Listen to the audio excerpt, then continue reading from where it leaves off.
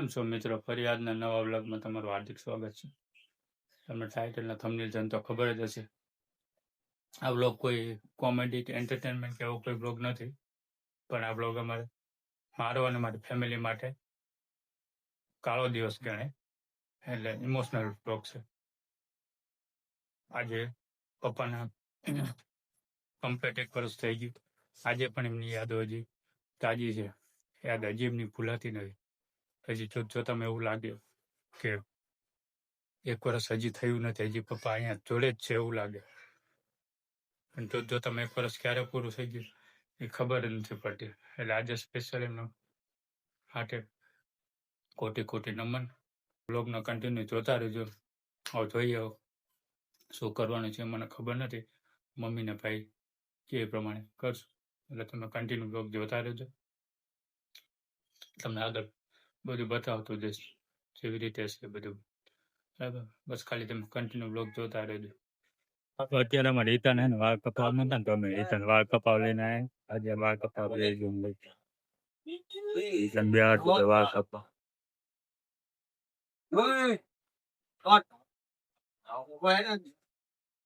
Station આવ્યા હતા. ગુલાબના ફૂલ લઈ લીધા, ગુલાબના ફૂલ અને આ ગુલાબનું ફૂલ ને ગુલાબનું હાર ને લઈ લીધું છે.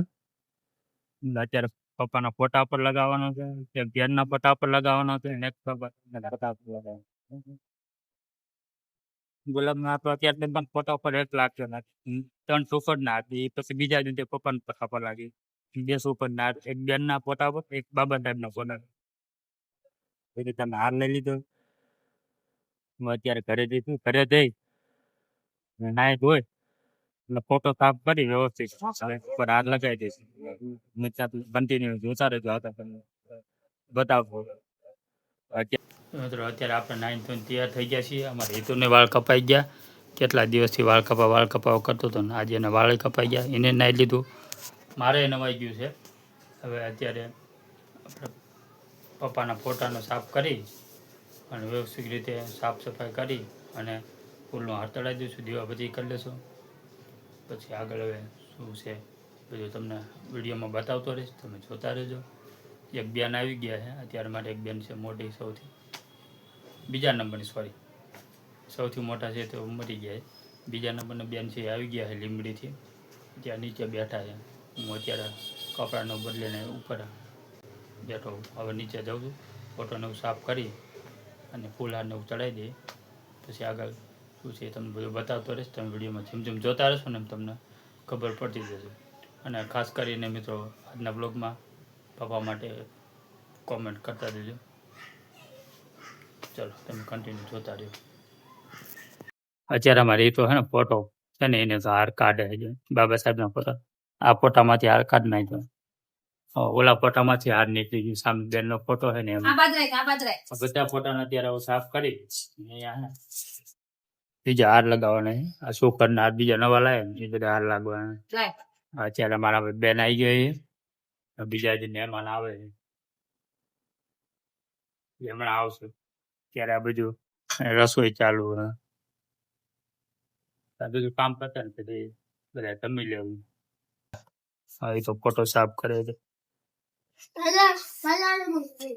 હા ના, એ તો પછી છેલ્લા પેલા કોરું મારવાનું એમ. આમ જમલા આ તારી જારી એમ સાફ કરવાનું. વાગે એવું નથી ને, ખીલી આ ના સાફ કરતો તું, અંદર સાફ કરી દે, હું બહાર સાફ કરી દઈશ.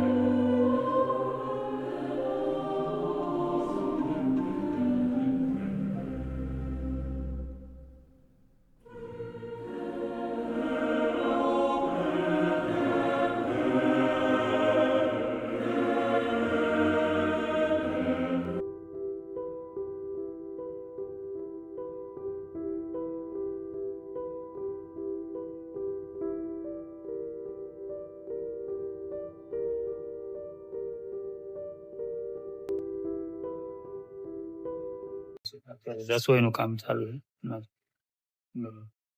રસોઈ બનાવવાનું કામ ચાલુ છે અત્યારે.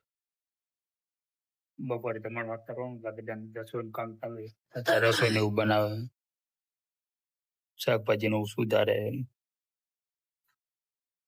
તો ખાસ કરીને મિત્રો આજે એ જ દિવસ છે જે દિવસે મારા પપ્પા અમારાથી અલગ થયા. 25/6/25. આજે 25/6/26 એટલે કે કમ્પ્લેટ એમનું આજે 1 વર્ષ પૂરું થઈ ગયું. એટલે આજે પણ એ વાતનો અફસોસ છે કે એમને શું કહેવું હતું ને એમને ન કહી શક્યા. પણ હશે, હવે એમની આત્માને શાંતિ આપે એ મારી ભગવાનને અને કુદરતને વિનંતી છે. ખાસ કરીને મિત્રો આવી રીતે હોય છે. મમ્મી પપ્પા વગરનું જીવન તો તમને ખબર છે ને, મા બાપ વગરનું જીવન એટલે કે ભગવાન વગરનું મંદિર એવું કહી શકાય. એટલે આપણા માટે ભગવાન એટલે કે આપણા મમ્મી પપ્પા સિવાય બીજું કોઈ ન હોઈ શકે. મારા માટે તો મારા મમ્મી પપ્પા સિવાય કોઈ નથી ભગવાન એમ. જે કાંઈ છે મારા મમ્મી ને પપ્પા જ છે. અહીંયા સુધીની મેં સફર કરી છે અને કરી છે જે કંઈ, અને આગળ હું કરીશ એ પણ મારા મમ્મી પપ્પાના થકી જ મેં કરી છે. એટલે બસ હું આટલું જ કહેવા માંગીશ. તો આજના વ્લોગમાં આ રીતેનું બધું છે, અને ખાસ આ વ્લોગ પપ્પા માટે જ મેં બનાવ્યો છે. આમ હિંમત નથી થતી પણ છતાંય મેં હિંમત કરીને આ વ્લોગ પપ્પા માટે સ્પેશિયલ એમને શ્રદ્ધાંજલિ આપવા માટે આ વ્લોગ મેં બનાવ્યો છે. તો કન્ટિન્યુ મિત્રો તમે વ્લોગ જોજો, લાઈક કરજો, શેર કરજો, અને ખાસ પપ્પા માટે મસ્ત મજાની કોમેન્ટ કરતા દેજો. ના, હું અહીં બેસી છું.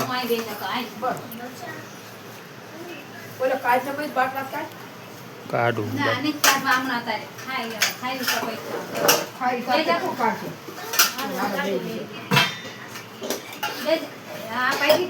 બાપુ આયા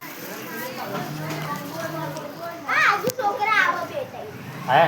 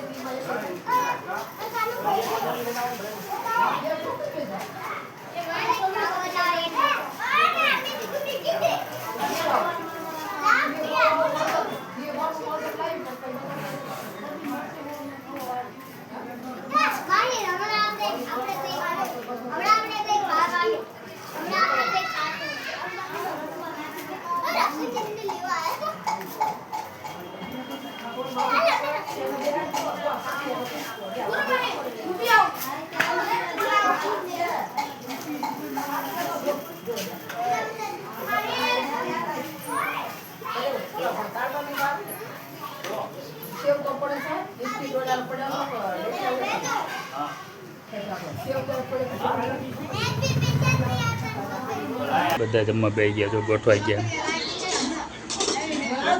આપણે જગ્યા નથી.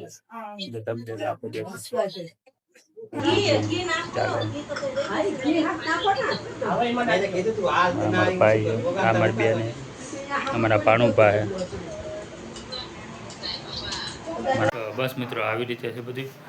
જમી કરીને નવરા થઈ ગયા હોય બધા તો આંટો મારવા ગયા છે.